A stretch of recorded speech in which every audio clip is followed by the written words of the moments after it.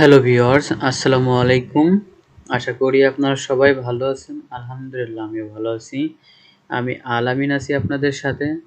তো আজকে আপনাদের সাথে শেয়ার করব একটি ভিন্ন রকম ভিডিও। আপনারা অনেক সময় 1-2 পেজ আপনাদের টাইপিং করার প্রয়োজন পড়ে। তো 1-2 পেজ আসলে টাইপিং করতে হাতে টাইপিং করতে অনেক সময় সাপেক্ষ লাগে, অনেক সময় লাগে আপনাদের। তো আপনারা চাইলে এটা 1 মিনিটেই আপনাদের যেকোনো জেপিজি ফাইল, ইমেজ, স্ক্রিনশট বা পিডিএফ ফাইল থেকে 1 মিনিটে আপনারা ডক বা ওয়ার্ড ফাইলে সেই লেখাগুলো কনভার্ট করতে পারেন। আপনারা 1 মিনিটে এগুলো কনভার্ট করে ডক ফাইলে বা এমএস ওয়ার্ডে আপনারা সাজাতে পারেন। তো এতে আপনাদের আর হাতে টাইপিং করে সময় নষ্ট করা লাগবে না, অনেক সময় বাঁচবে, প্লাস আপনাদের অনেক কষ্ট কমবে। তো আজকে আপনাদের দেখাবো এটা আপনারা কিভাবে পিডিএফ থেকে কিভাবে ডকে কনভার্ট করবেন। তো এর জন্য আপনাকে প্রথমে যাদের গুগল বা মজিলা ফায়ারবক্স আছে সেখানে যাবেন। তো আমি গুগল ক্রোমে যাব। তো এরপরে আমি গুগল ক্রোম থেকে আমার একটি ব্রাউজার সিলেক্ট করে নেব। নেওয়ার পরে আমি আমার ইমেল থেকে, তো এখানে দেখতে পাচ্ছেন ডট আছে, তো এখানে ক্লিক করবেন গুগল অ্যাপস। তো এখান থেকে আপনি যাবেন ড্রাইভ থেকে আসবেন আপনার নিউ অপশন থেকে, এই যে প্লাস নিউ অপশন ক্লিক করবেন। তো এরপরে নিউ অপশন ক্লিক করার পরে আপনার ফাইল আপলোড করবেন, ফাইল আপলোডে ক্লিক করবেন। তো ফাইল আপলোডে ক্লিক করার পরে আপনার সেই পিডিএফ ফাইল বা ইমেজ বা জেপিজি ফাইলটা যেখানে আছে, যেই ফাইল আছে সেখান থেকে সিলেক্ট করে নেবেন।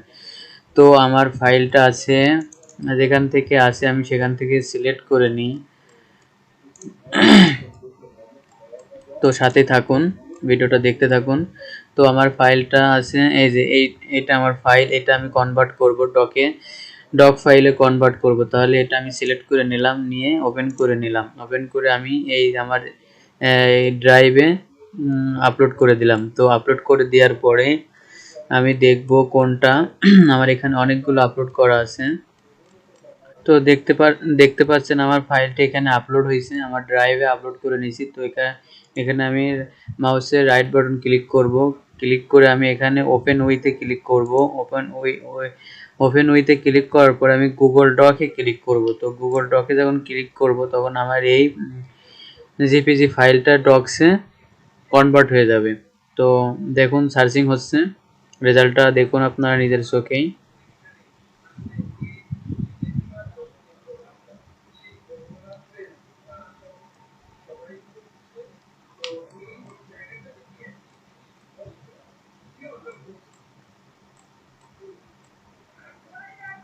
একটু নেট প্রবলেম, সার্ভার স্লো, তো আপনারা ওয়েট করেন। এটা আমার সেই জিপিজি ফাইলটা ছিল, জিপিজি ফটোটা এটা ছিল। তো এখন দেখতে পাচ্ছেন এখনো কনভার্ট হচ্ছে।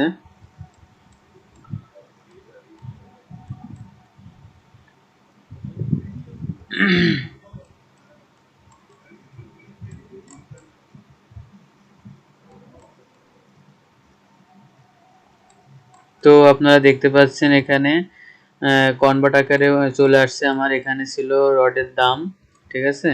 তো এখানে যে রডের দাম আগস্ট 2020, তো এখানে যেহেতু বক্স আকারে আসছে, তো আমার লেখাগুলো একটু এলোমেলো হইতে পারে, লাইনগুলো এলোমেলো হইতে পারে। আপনাদের কি করতে হবে, কষ্ট করে একটু সাজায় নিতে হবে, যেখানে একটু অমিল আছে একটু সাজায় নিতে হবে, এইটুকুই এডিটের প্রয়োজন পড়বে, ঠিক আছে। তো আপনারা যখন পিডিএফ করবেন লাইন বাই লাইন, যখন বক্স থাকবে না তখন বক্স আকারে আপনাদের পিডিএফটা কনভার্ট হয়ে যাবে ডকে, ঠিক আছে। এভাবে এখান থেকে আমি একটু এডিট করে নেব, ঠিক আছে, যেভাবে প্রয়োজন আছে আমার একটু এডিট করে নেব। তো এটার জন্য আসলে আমারই বেশি সময় লাগবে না। তো আমি আশা করি আপনারা এভাবে পিডিএফ ফাইল থেকে ডকে রূপান্তর করতে পারেন, ডক ফাইলে কনভার্ট করতে পারবেন।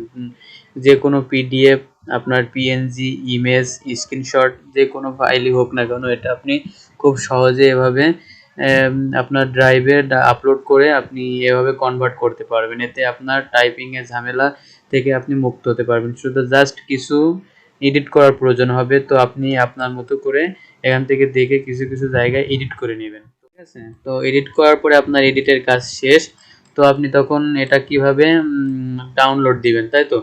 তো ডাউনলোড দেওয়ার জন্য আপনাকে কি করতে হবে, এখানে রাইটে এটা আপনি এখান থেকে চাইলে এখান থেকে ডিলিট করে দিতে পারেন। তো এখানে ক্লিক করে এটা এইভাবে ডিলিট করে দিতে পারেন।